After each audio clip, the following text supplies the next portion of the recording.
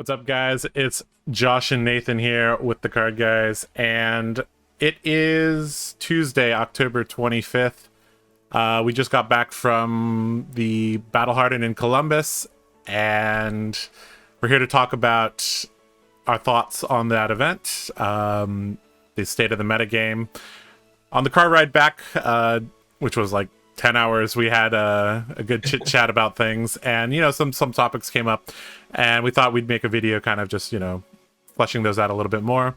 And then finally we're going to talk about the World Championship and just do a little preview about that, and we might talk a little bit about Dynasty as well. So yeah, let's just jump right into that.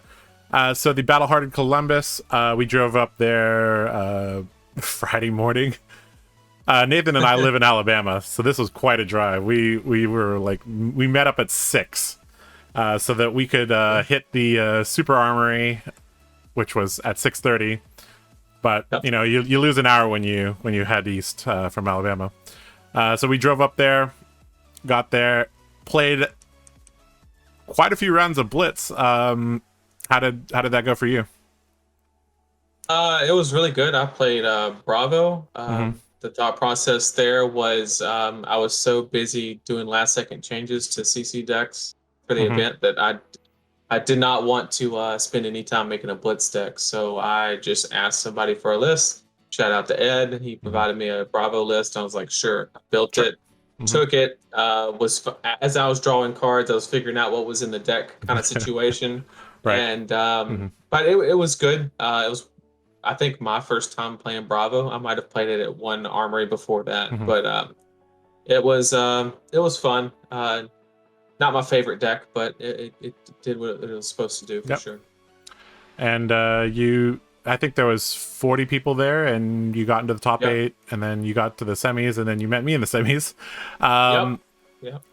For me, I was playing Dorinthia. This is a deck that I've played forever, basically. Unlike Nathan, I probably I have like 1,000 something reps on this deck, and I was actually playing the more old school version of Dory. I wasn't using any Glistening Steel Blade. I wasn't using Run Through at all. I was just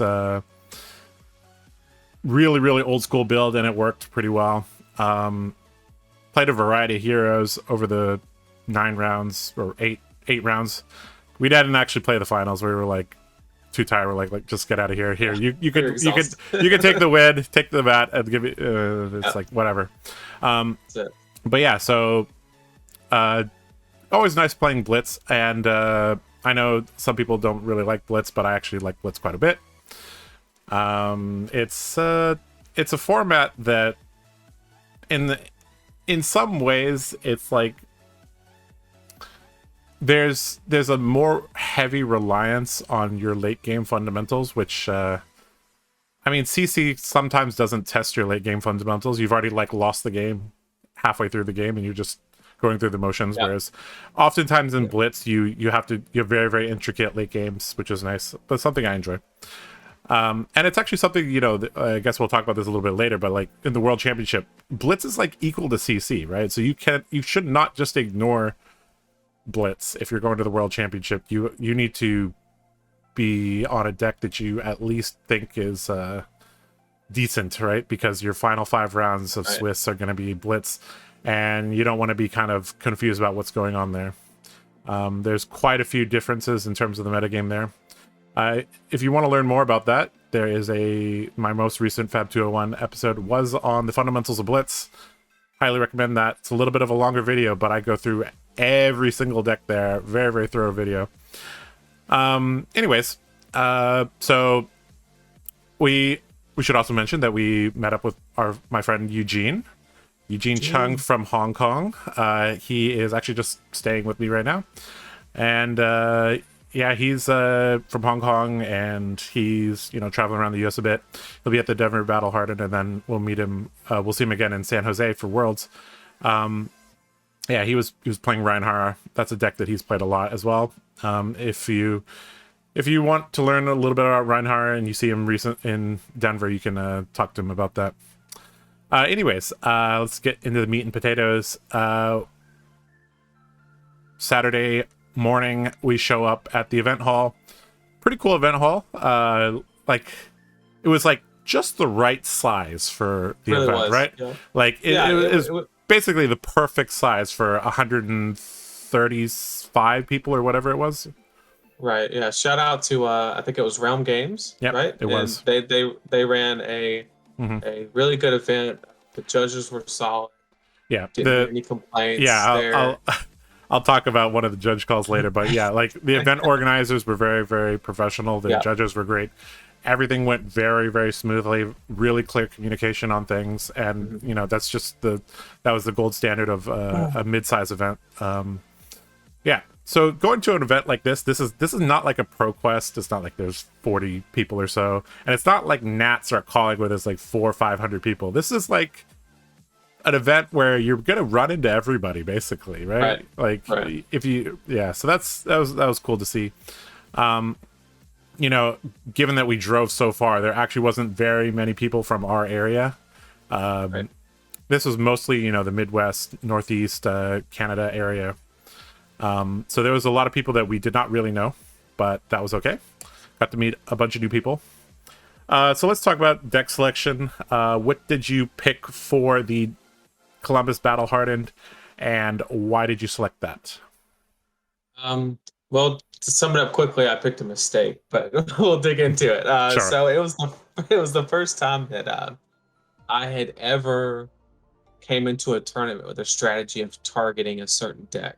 Hmm. So what I did was I built a version of Briar that was 64 cards different than my Channel Mount Heroic Briar from Nationals. So obviously, if it's 64 cards different, that means it's not a Channel Mount Heroic Briar deck because it Yeah. wasn't. It's only using the Earth Blues. I'm guessing it's the only common cards, right? Yeah, and very Yep. few of those. I think like Hmm. Autumn's Touch and Toma Harvest and Right. Force of Nature. Hmm. That's about it. But I built the deck in a way that it had very, very favorable matchups into Icelander and the Guardians. Um, Probably 70-ish% win rate into those guys. Um, However, it did not do so well into Fi and maybe the mirror match. I had some weight into Viscera because I don't mind giving up a part two every now and again to stop the mob hits, but it really, I just did not want to see the Fi's was the Hmm. main problem. Uh, Right. so uh, yeah, that was the strategy, and it was the first time that I've ever done that because I've always brought Rune Blades to tournaments, Hmm. and Rune Blade is one of those decks that it kind of has game into everything. It obviously has matchups you don't want to see, like Lexi and Right. stuff like that. But overall, like, It's just fundamentally powerful. You have very strong cards right, like Swarming Gloomveil, exactly, Rosetta Thorn, like yeah. Spellbound exactly. Keepers gives you a lot of you have the card depth to have Right. game against everything. And Hmm. Rune Blade's also known for, stealing any game by high rolling and things of that nature, which this new deck has actually zero high roll potential almost. Hmm. Just the way it's designed. Fair And and just balanced flesh and blood.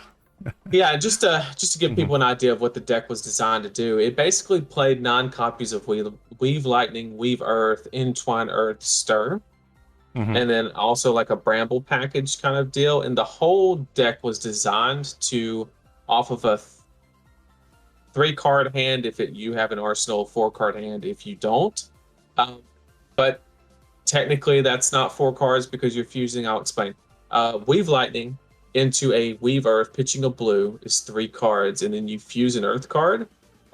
If just going off of the yellow version, that's 2 off the Weave Lightning, 9 off the yellow Entwine Earth is 9, and then the Rosetta Swing is 13. That's 13 on 3 cards. Hmm. However, it's technically 4 because you're fusing. However, when you crown away that card that you used to fuse, if it's a bad Earth card, you technically get refunded on that on that calculation. Technically, -1 because of the Right. crown activation. And But you that's were the trying to crown with the tunic generally, right? yes, when it was up. And that's why the That deck is weaker into Fi is yeah, because I don't get a lot of those. I was just about to say like in a typical game you may not even go 6 turns against Fi. Right. Yeah, so that was a little bit of an issue there. Yeah. I guess we could talk about a little bit like how this like, what was the birth of this deck? The deck was actually birthed in another car ride back from Nats, where we were like, we're thinking about, you know, 2 cards for 7, 2 cards for 8 damage is really good. Right. And then we're like, you know what? We were thinking, like, which hero has an odd hit effect as their hero power, not in a card, right? And we're like, well, the only hero that actually has an on hit effect is Briar. Yep.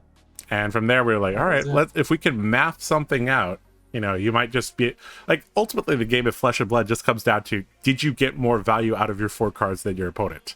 This is why ending the turn with a card in hand and not arsenaling a card, like if you end the turn with 2 cards, arsenal 1, keep 1, that's really, really, really, really bad generally, because you basically turned yourself into Data Doll for a turn.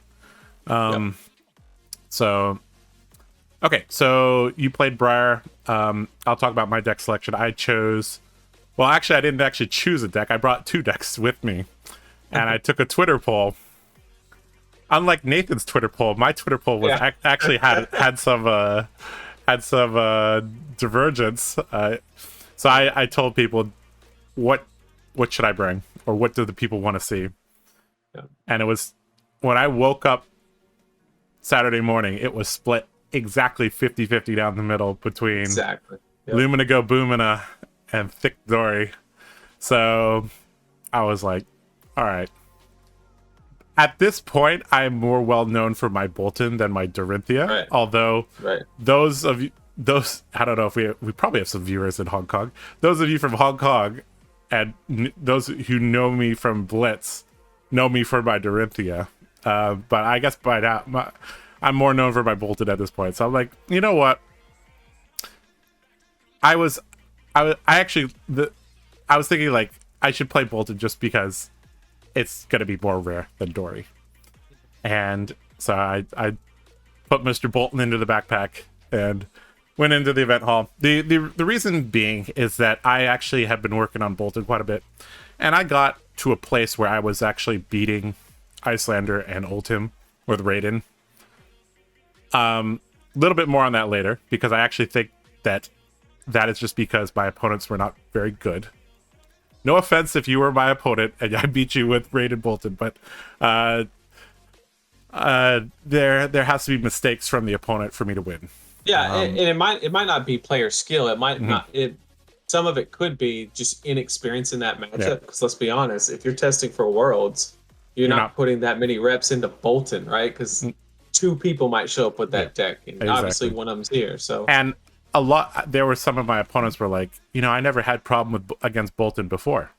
I'm like, yeah, I can like you're not playing against like one of the strongest Boltons in the world. So and if you only have one Bolton that you've played against, maybe he's like at your local armories or whatever, then you kind of like assume that that's how all Boltons play, right? Whereas if I've played against enough Briars to know that there's actually many different styles, right? Whereas if perhaps you've only played against one Bolton, you think all Boltons play like that, right?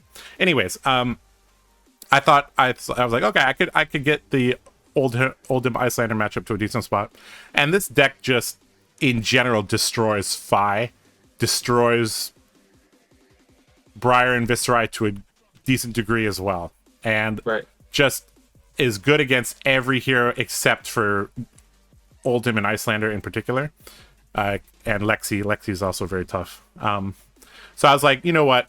I think there's going to be quite a bit of aggro. There was quite a bit of aggro there, and I think I could do decent there. So that's why I brought Bolton. All right, let's. I guess let's talk about the 8 games that we played, or 7 games in your case. Yeah. I guess I'll start. So like I said, I built the deck to target Guardians and Icelander. And so my matchup spread was Death Dealer Ice Lexi. So obviously we lost that one. It was close, got him down to 1. Then I played against an Icelander, won that one just like I was supposed to. And then proceeded to play 4 5s in a row. That's not what you want to see. Not what we wanted. And I took one of those down, and then we played another Ice Lexi. So literally had, other than one game, literally the worst matchup spread I could have. Mm-hmm. But I think actually if at round 0 we switched decks and like my matchup spread looking at this had Oldhim and Icelander and Bravo, like that was definitely much better for you. And if you just gave me all the 5s, I would have been fine as well. So exactly. That's a little bit of unluckiness there. Yeah. Is there anything in particular you want to, like a particular game you want to talk about, or just a general feeling? No, every game was close. So I guess I'm not saying that the deck was bad. The deck is actually, the best way to sum it up very shortly is it's basically a Visceri deck that operates on a 3-pitch, 2-cost Rosetta curve. And but imagine that if the Mauve hit every single time you threw it, whether they blocked or not, by fusing to pump the card up, basically. And it's very efficient.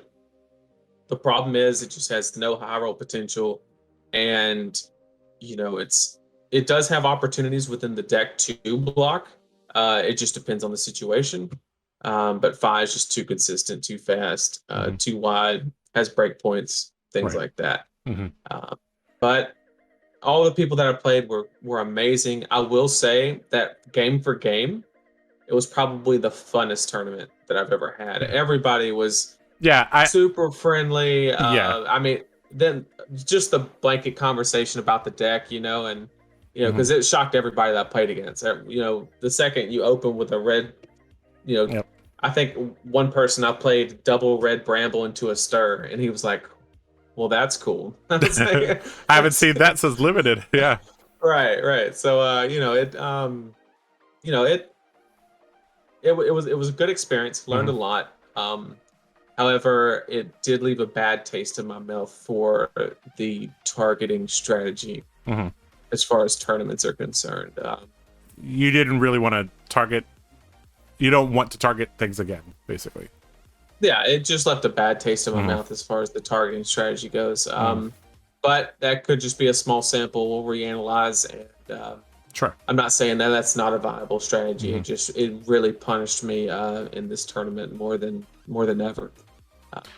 Yeah, I guess in a way we both brought very, very unconventional strategies. However, mine was conventionally unconventional.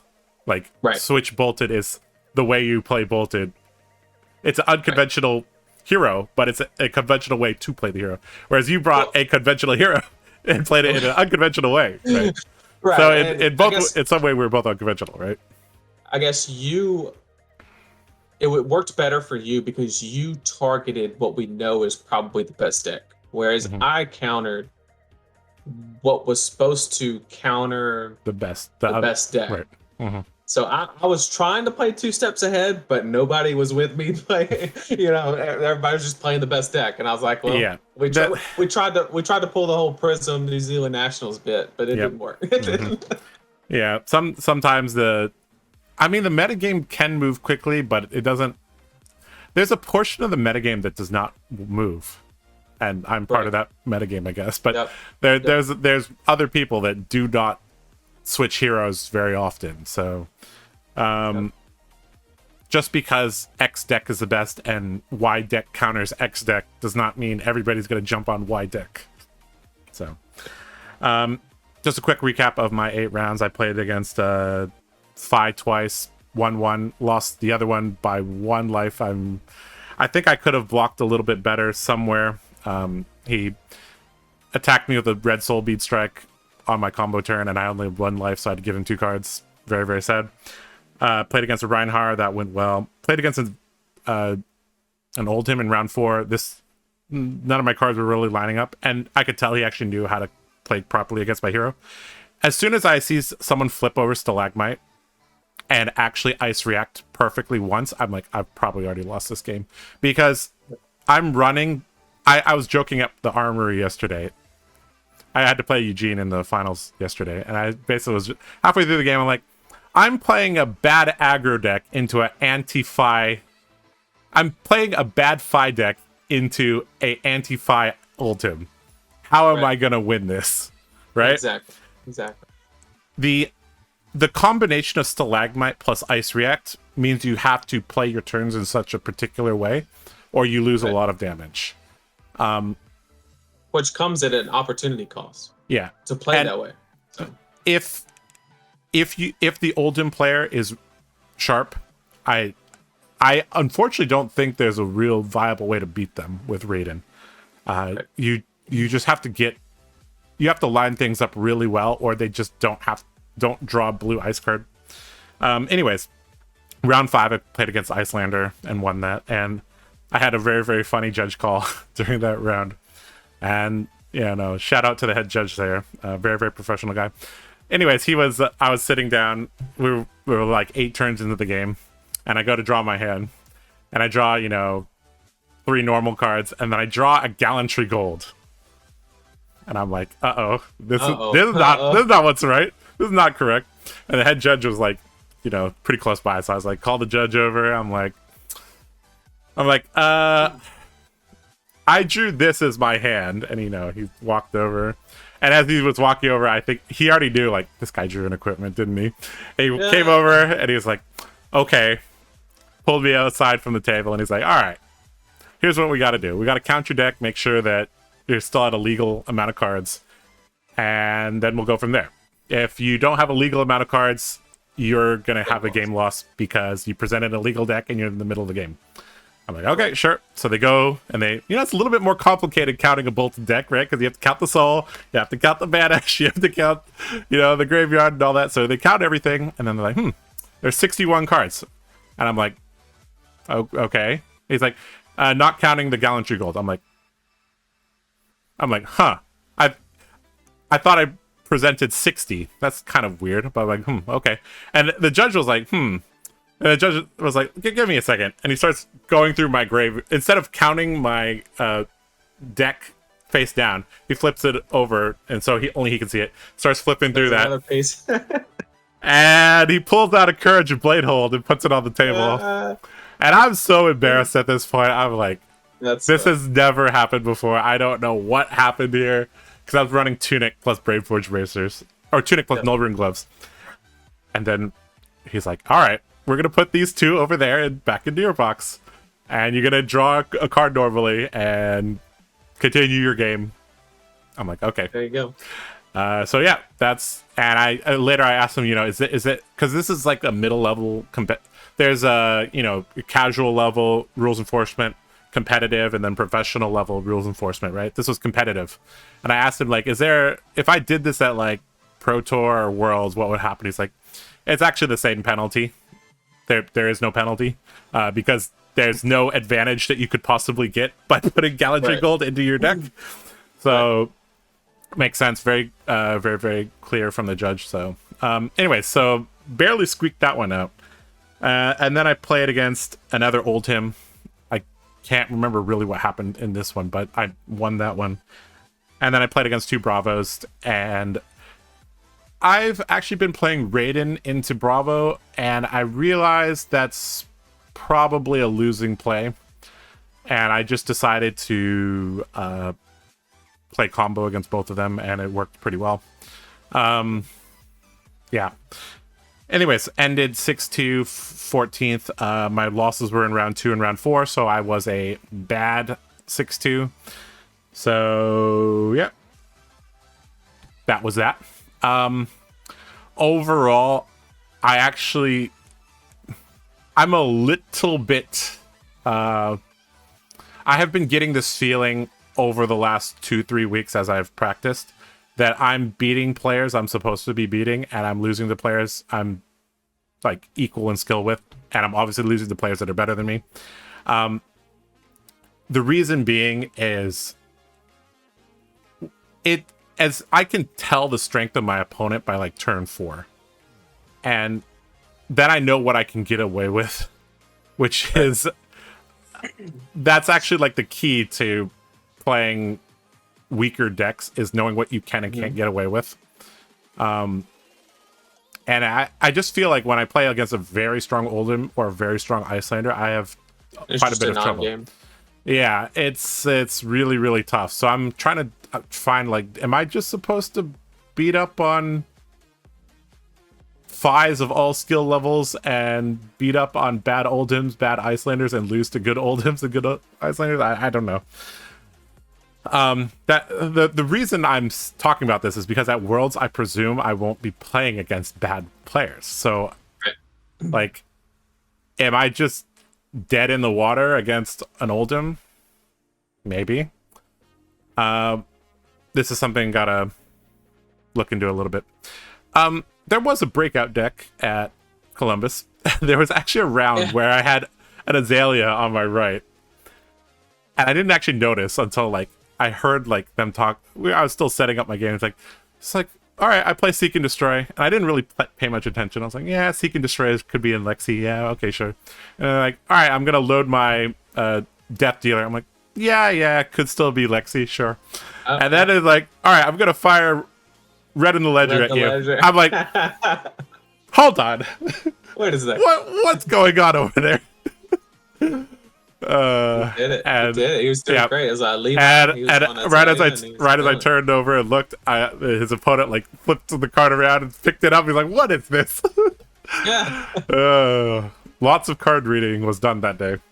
That's a pretty cool deck. That is a deck that is on paper designed to like make Fi's life hell. Yep. Turns out if you can only do one thing a turn, that's pretty rough, right? Right. So that's just a deck I might poke my head into a little bit and see what's up with that. Anyways, the main topic for today actually is, now that we've recapped all that, is on our way back from Columbus. We were talking about the position of the aggro decks, the mid-range decks, and the control decks, and you had a thought on that. And why don't you explain a little bit about what you were talking about in the car? Yeah, sure. So just to provide some context, this is my first competitive card game. This is it. I'm not an ex-Magic player. I played Yu-Gi-Oh! On a very casual level when I was, in like middle school. And so this is it. This is all the experience that I have. So I feel like I'm learning a lot of lessons that a lot of people did, 5-6 years ago while they were playing Magic. And so it just dawned on me, what deck you should be playing as far as the spectrum goes. And when I say spectrum, I just mean you have your aggro decks, you have your mid-range, and your control. Obviously, everybody knows the three archetypes, right? Now, and how you can operate within them. Yeah, we need to be clear that in this game there is really no true control deck, because that's just the way the game is designed. But I guess a deck that is more slow, value-based, trying to grind you down. I mean, they're still going to hit you in the face, generally, and not try to deck you. Right. So that's what we mean by control. Absolutely. And one thing that I was sitting in the car and I was like, Josh, are you awake, Josh? First of all, yeah, of course I'm awake. I'm driving. What's up? I was like, you know what? If you're operating outside the mid-range spectrum, you should not do what you're doing worse than anybody else that's in that category.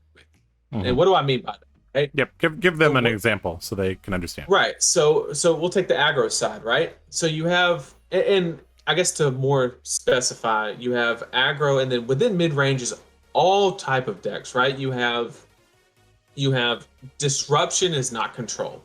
I consider disruption mid-range. And then you have like a slower disruption where it's kind of like that slower Bravo kind of thing. And then you have, fast disruption, which is Icelander, which is not trying to play around kind of thing. But those are mid-range decks at their core because they're not operating on one axis, which I think is what defines going to control or aggro, right? And then, of course, within certain decks like Dash, you can flex between game plans. Right. But even then, that kind of makes that a mid-range deck, depending on how it's built. But as an example, the one that kind of made me realize it the most was the aggro decks, right? You never want to be the slower aggro deck. ever, for any reason. And the thought process there is you have two groups that are targeting you, right? So let's say you put the 3 aggro decks and it's Briar, Fi, and Viscerai, right? You're like true aggro decks, right? Well, and I guess Katu, but you know who's playing that. And I guess Dash is a good example of a. I guess it's its own category, but it basically plays aggro poorly. Right, exactly. And so because it's not devoting all 80 slots to it. Right. And however, you get a little bit of a leniency there because you can flex into another plan if you get matched into aggro. So in that matchup, you are not the slowest aggro deck. You are a mid-range deck into aggro, which is where you want to be. Which makes Dash actually a pretty good deck. I'm not don't get me wrong. Like just because she doesn't do aggro as well as Fi does not mean she's a bad deck. Yep. Right, and so the biggest example would be like Fi, right? In the 3 aggro decks. So Fi is, I think everybody can agree, is the best aggro deck. It's just the most consistent, has the most on-hit effects, and it's also typically revolves around their playable armor. I think Fi's got the best armor suite, and it's definitely the fastest deck. So as Combo Bolton, I can tell you, even though I think my raw win rate is highest against Fi, the chance that I die before I combo is actually the highest. Out of the Briar and Viscerai cannot threaten my life total generally. They can only win post combo, whereas Fi actually is fast enough to kill me, even though I'm blocking my whole hand every turn, basically. Right. So there's definitely a significant speed difference and damage output difference between those 2 decks, or those 3 decks. Right. And so if you have a choice to play Viscerai, Briar, or Fi, right, because that's the deck that you want to play, and then you have a deck over here like Oldham or Icelander or whatever that's trying to disrupt those aggro decks.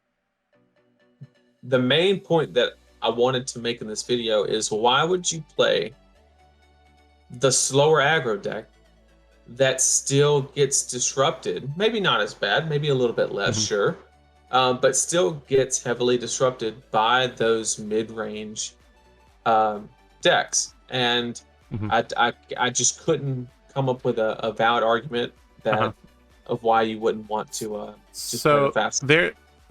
So there's actually I have a Magic background, whereas Nathan doesn't. So let me talk a little bit about how the aggro decks interacted in Magic.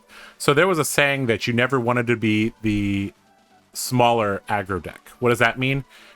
Smaller aggro generally means faster. You're basically lower cost curve. So a smaller aggro deck would use 1 to 3 drops, whereas a bigger aggro deck would use 1 to 3 drops, but also had 4 and 5 drops.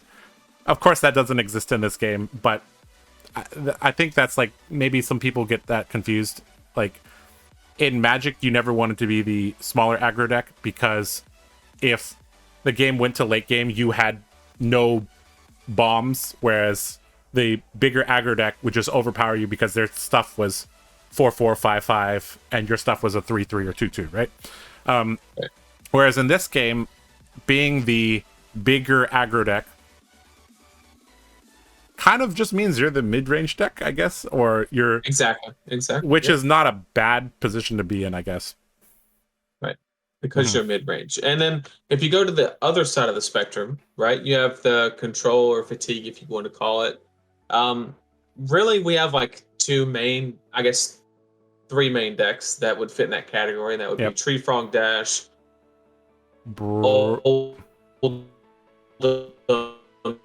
Oh, looks like you're cutting out again. Maybe it's you, maybe it's me, I don't know. Bravo, if he's built looks like a certain way with like a lot of life going back. So so like we have 3 decks in that category. We have Tree Frog Dash, we have Bravo, and we have, well, Bravo if he's built a certain way, and then Oldham, right? Yep. And so why haven't you classified Icelander as a control deck? Because within the same 60 cards, she can operate on multiple axes. Okay. So like you can run, your wounded bulls, you can run uh, your frost hexes, and if you notice somebody's play pattern, you can, pivot that strategy. Whereas if you're playing a straight fatigue Oldhim, That is your you strategy. Or right, you or can't very controlled sit there. Bravo. Yep. Right. Even Mhm. if you draw a fused Oakenhold, You're you're not probably like, not oh, playing I it. can beat this spy. I can race him. No, nobody's gonna do that, right? Right. Hmm. So Hmm. that's when I put somebody in one category or the other, Hmm. your game plan or your deck cannot change. That's where I make the line Right. at mid range. So, okay, so the aggro decks can't do anything other than aggro, and the control decks, as you define it, cannot do anything other than control. So, Exactly. switch Bolton, switch Dash, those are mid range to you.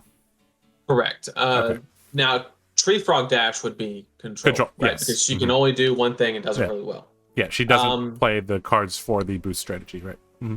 exactly. And in that example, in the control or fatigue side of things, you have Bravo and Oldhim, right? Hmm. So why would you play Bravo if you could play Oldhim? You're Right. you're doing the same strategy, the same game plan, but playing a deck that doesn't have as many tools to accomplish the same Yep. thing. I mean, every And single that's card that's that kind of Bravo what can play, Oldhim can play, except Crippling Crippling Crush and Crush and Showtime. Showtime. Yep. Um, I mean, Oldhim's card pool is like really, really, really large. So Right. yeah. Right. So if you want to play Blessing of Deliverance, Sink Below, Sigil of Solace, Staunch Response, you Yep. could play Oldhim. And I. Mhm. I just wanted to say that the main reason that we wanted to talk about this subject is if you look at the people who consistently perform Mhm. at Flesh and Blood, we're talking large scales. We're not talking RTNs. We're not talking battle hardens. We're talking calling level or higher at high population events. So we're talking like only 200 people plus, strictly. If you look at those, the winners of those events typically fall into two categories. Either they play a mid-range deck that has game into a lot of different decks, a strategy, or it is an aggro deck that discovered something that sets themselves apart from the other aggro decks and not by a little bit. So, Mhm. as an example, Pablo, Pro Tour 1, his advantage was strictly in one, the Tomofindel creepers, but I don't think he was the one that was the first to play that. I think that was Cody Williams that was the first one to do that at Calling Indianapolis. But the real reason was the yellow belittles that Pablo added to his deck, created that consistency into the aggro decks that allowed him to separate.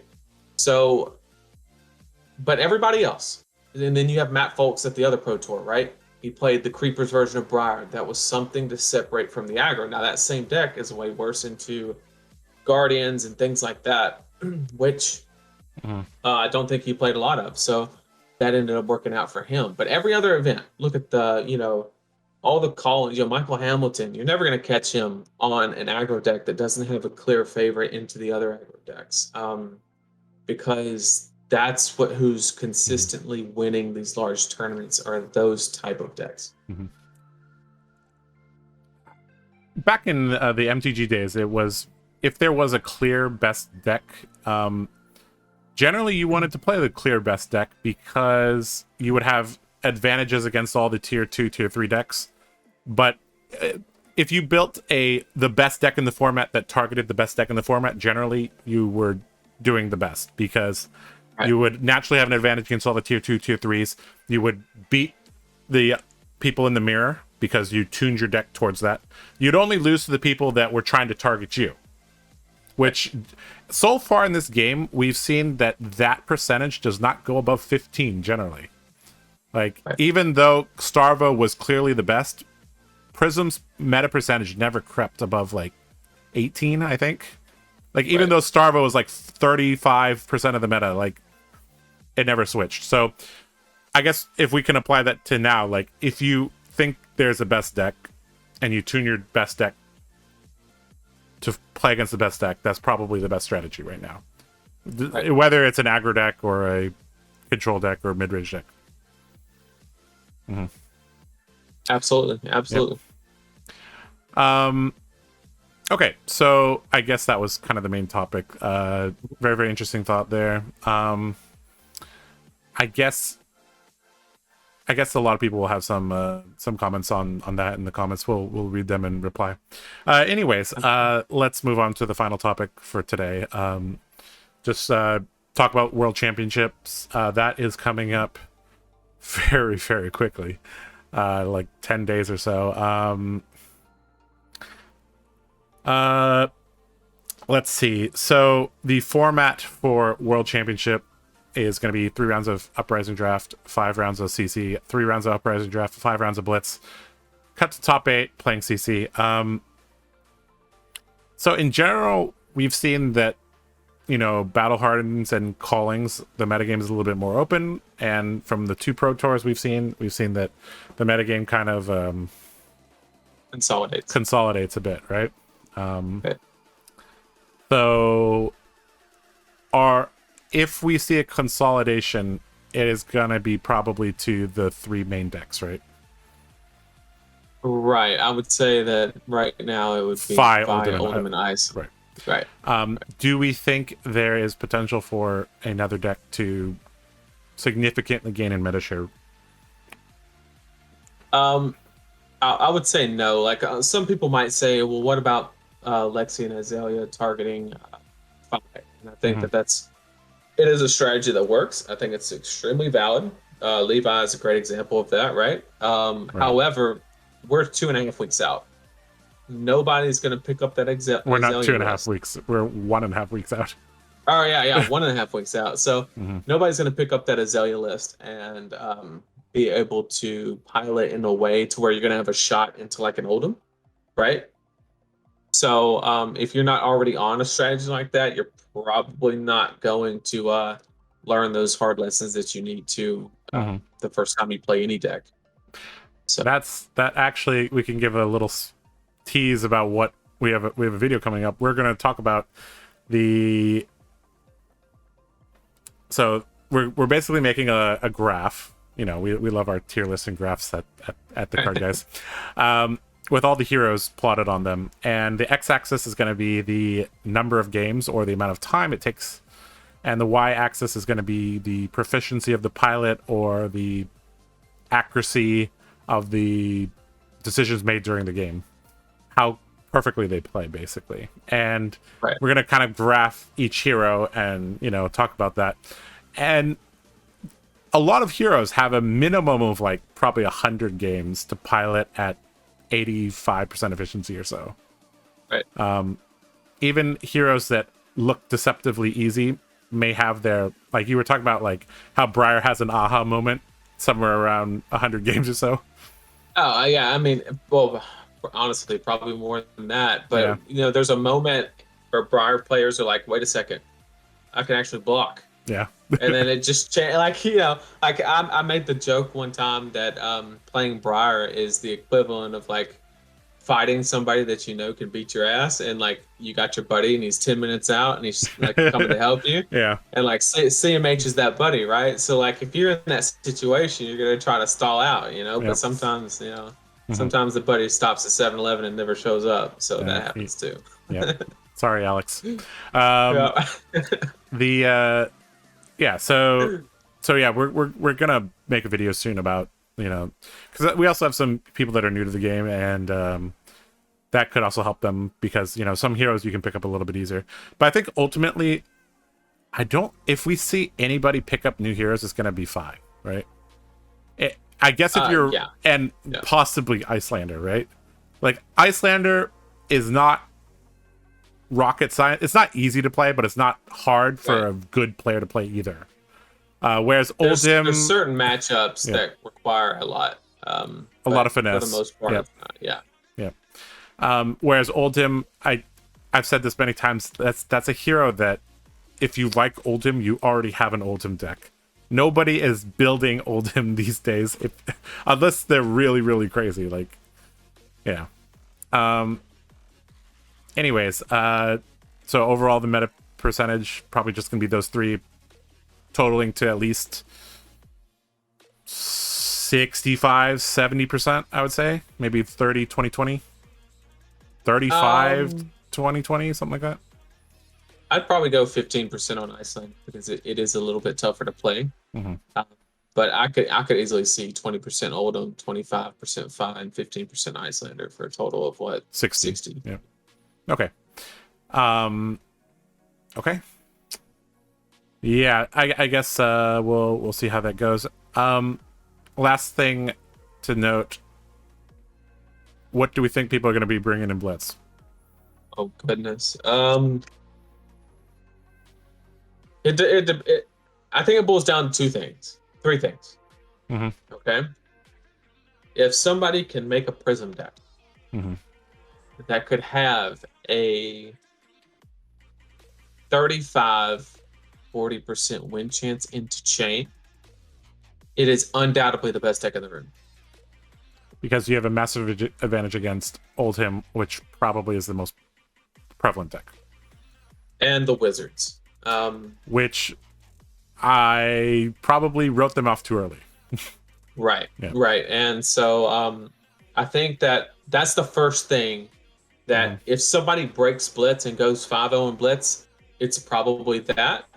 But second would be, I think there's only one other decision point, and that is, can Oldhim consistently fatigue chain? And if the answer is yes, and nobody figures out the Prism puzzle, Oldhim is the best deck.